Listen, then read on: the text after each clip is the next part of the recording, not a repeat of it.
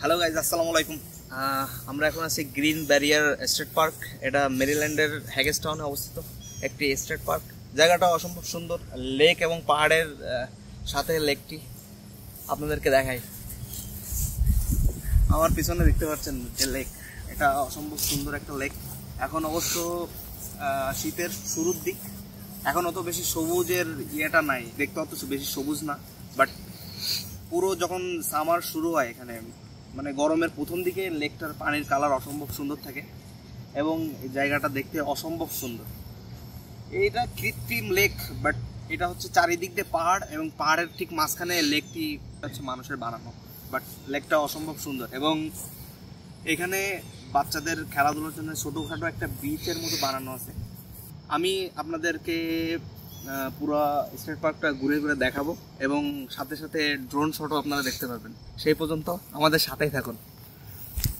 এটা হচ্ছে এই যে বিচটা, বিচ এরিয়াটা অত বেশি পানি নাই এখানে, এটা বাচ্চাদের জন্য আর কি, ছোট ছোট বাচ্চারা যারা সুইমিং করতে চায় তাদের জন্য আর কি।